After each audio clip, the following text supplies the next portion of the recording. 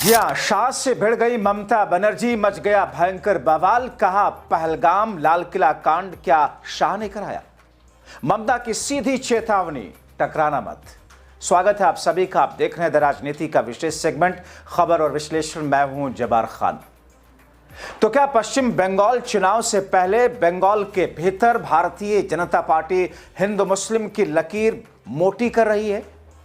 क्या ममता बनर्जी ने शाह को न सिर्फ चेतावनी दी बल्कि एक ऐसी बात कही जिससे पूरे देश में फिर से एक नई बहस छिड़ गई?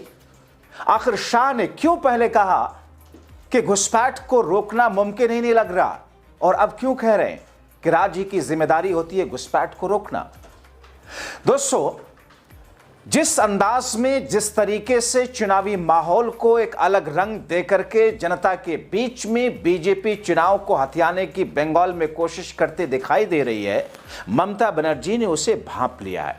ममता जानती हैं अगर शाह को उन्हीं की भाषा में, उन्हीं के अंदाज में जवाब नहीं दिया गया तो जनता में मैसेज वैसा नहीं पहुंचेगा जैसा पहुंचना चाहिए। दोस्तों, शाह पर ममता ने ऐसा प्रहार किया जिससे पूरा बीजेपी कुनबा तिलमिला गया। देश में हंगामा समचा है। ममता बनर्जी ने कहा कि शकुनी का चेला दुशासन बंगाल में जाकर जानकारी जुटाने बंगाल में आया है।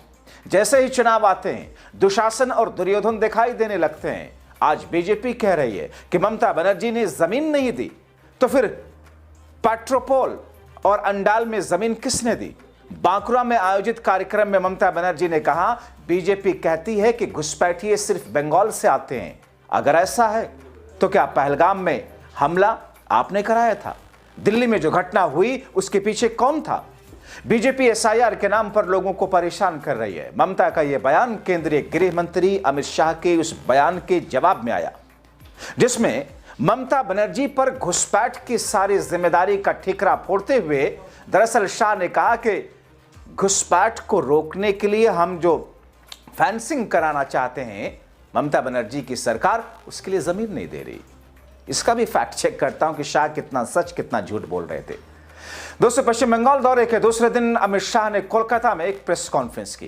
कहा पश्चिम बंगाल में ममता सरकार घुसपैठ को रोक नहीं पा रही। अगर राज्य में बीजेपी सरकार बनी तो ये यहां परिंदा भी पर नहीं मार पाएगा। गजब है शाह साहब, आपके लिए तो देशवासियों को स्लो मोशन में ताली लगानी चाहिए। 11 साल हो गए, आप अभी भी वही बातें कर रहे हैं जो संघ जैसे या फिर आपकी पार्टी से जुड़े हुए तुझपुजिए कार्यकर्ता करते हैं। बंगाल में सभी योजनाएं डेड एंड पर पहुंच गई हैं। शाह कह रहे हैं आपकी योजनाओं का क्या शाह साहब? दिल्ली की योजनाएं क्या हुई? महाराष्ट्र की योजनाएं कहां गई? आपकी योजनाओं का अगर हिसाब मांगने लग जाए कोई 0 सन्नाटा होगा, गिनाऊंगा भी वो भी। दोस्तों, दरअसल बंगाल विधानसभा चुनाव की तैयारियों को लेकर यहां पहुंचे अमित शाह ने विधानसभा का कार्यकाल जो कि 7 मई 2026 तक है, यानी 7 मई से पहले पहले चुनाव के नतीजे आ जाने चाहिए, सरकार का गठन हो जाना चाहिए।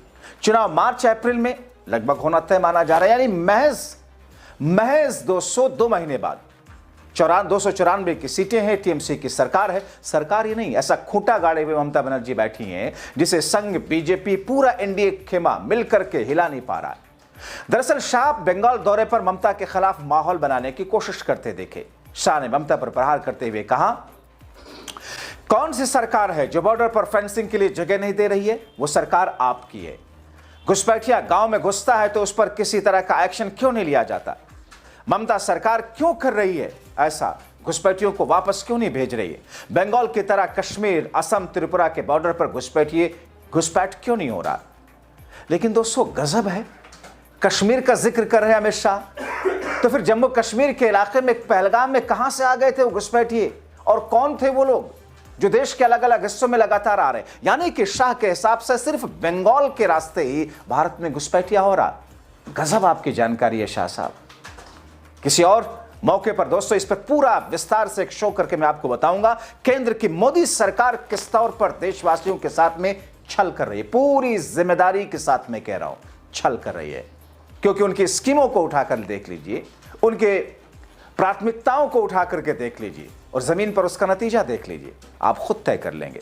जाहिर है घुसपैठिया रोकने की जिम्मेदारी राज्य सरकार का भी कर्तव्य है, मगर केंद्र सरकार, गृह मंत्री की जिम्मेदारी है। बड़ी चतुराई से शाह इसे ममता पर डाल रहे हैं। इसीलिए ममता ने शाह के धागे खोले। जबकि दोस्तों आपको पता है कुछ समय पहले खुद शाह ने पब्लिकली मीडिया में कहा था घुसपैठ रोका नहीं जा सकता क्योंकि राज्यों की डेमोग्राफी और उनकी घेराबंदी ऐसी है कि घुसपैठ रोकना मुश्किल है। दोस्तों इससे पहले शाह ने कैसे बांग्लादेश और असम के चुनाव के पहले माहौल बनाना शुरू किया, कैसे वो हिंदू मुस्लिम भावनाओं को खींचने की बात करते देखे। अभी हाल में ही उन्होंने कहा था, क्या कहा था दोस्तों, हिमंता बिस्वा शर्मा ने बांग्लादेशी घुसपैठियों से 1 लाख बीघा जमीन मुक्त करवा दी है, इसी तरह पूरे देश में हम घुसपैठियों को भगाएंगे। 1 लाख बीघा जमीन क्या वाकई घुसपैठियों से मुक्त कराई गई है? शाह साहब किस किस्म की बातें आप कर रहे हैं? सच्चाई क्या है? आगे कहते हो कि अगर वो नहीं होते तो आज असम और पूरा नॉर्थ ईस्ट भारत का हिस्सा नहीं होता। गोपीनाथ ने जवाहरलाल नेहरू को असम को भारत में बनाए रखने के लिए मजबूर किया था। किस किस्म की थिथरई है ये? गोपीनाथ ने नेहरू को असम को भारत में बनाए रखने के लिए मजबूर किया था। क्या देशवासियों को आप इतना बेवकूफ समझते हैं?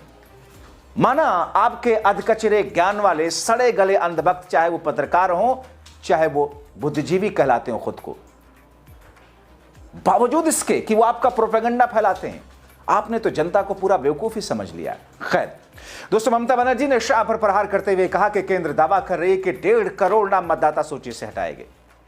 पूरी प्रक्रिया राजनीतिक फायदे के लिए जल्दबाजी में जिस तौर पर की गई है, अगर बंगाल में आतंक है तो फिर कश्मीर और पहलगाम, क्योंकि ममता बनर्जी की ये लाइन दोस्तों, इस पर खूब देखिएगा कैसे ये गटर गोदी सड़ा हुआ मीडिया। दोस्तों मैं तो इन्हें मीडिया ही नहीं मानता, क्योंकि मीडिया का जो धर्म है उसे अगर सड़े गड़े पत्रकार, सत्ता पक्ष के गंदे तलवे चाटने वाले पत्रकार अगर मीडिया का धर्म समझे भी ना, माने भी ना, स्वीकार भी ना करें और उसे अखबारों में, पोर्टल पर, टीवी पर लाना तो बहुत दूर की बात, तो फिर ऐसे सड़े गले पत्रकारों को जीवन यापन के लिए मीडिया फील्ड छोड़ ही देना चाहिए। ममता बनर्जी के इस सवाल से हंगामा तो मचेगा और यही सड़ा गला हुआ मीडिया पूछेगा ममता बनर्जी ऐसे कैसे आरोप लगा सकती हैं। सवाल क्या गलत है? ममता ने कहा कि कश्मीर में हुए, पहलगाम में हुई घटना का जिम्मेदार कौन है? क्या आपने कराया? दिल्ली में घटना का जिक्र करते हुए जवाब मांगा, क्या आपने कराया? आपने नहीं करा तो फिर घुसपैठी आए कहां से?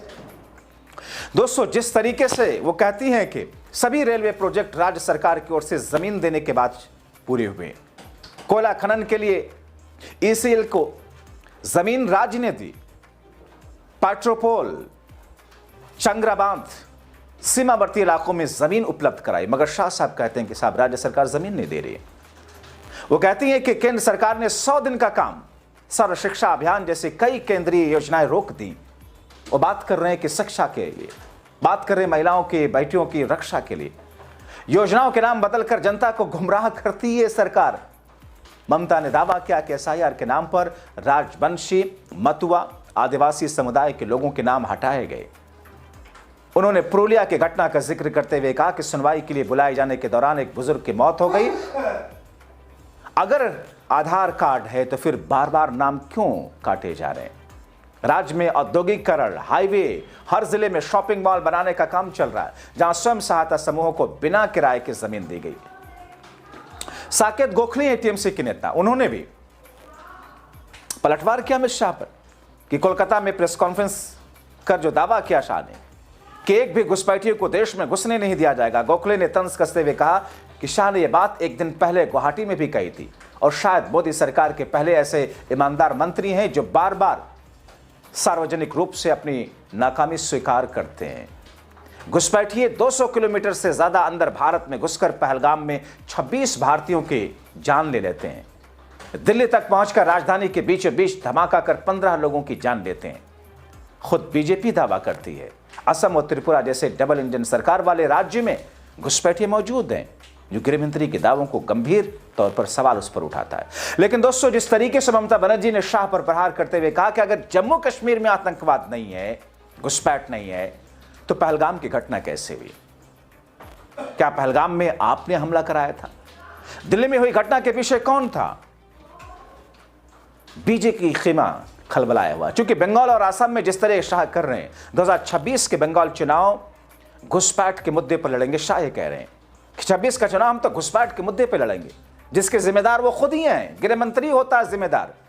आंतरिक सुरक्षा, देश की घेराबंदी सुरक्षा की जिम्मेदारी गृह मंत्रालय की होती है। लेकिन अगर गृह मंत्री ऐसी थथरई करने लग जाए, इसलिए मैं बार बार आपसे कहता हूं, आप अगर जागरूक नहीं हुए तो उन अंधभक्तों की तरह जो पढ़े लिखे भी हैं, बेचारे ग्रेजुएट भी हैं, मास्टर्स भी कर रखी है, एमफिल पीएचडी तक कर रखी है, लेकिन इन गुजराती भाइयों ने उनकी आंखों पर ऐसा अंधभक्ति का चश्मा चढ़ा दिया है कि उन बेचारों पर मुझे तो तरस आता है।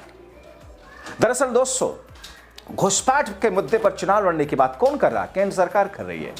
यह दर्शाता है कि बंगाल के लिए और असम चुनाव के लिए मोदी शाह का प्लान है क्या। शाह ने ममता बनर्जी पर पड़ोसी बांग्लादेश के साथ सीमा पर बाड़ बनाने के लिए भूमि आवंटित नहीं करने का आरोप लगाया। सोचिए, क्या वाकई इसकी हकीकत वही है जो शाह बता रहे हैं कि केंद्र सरकार की योजनाओं के लिए राज्य सरकार जमीन नहीं दे रही है?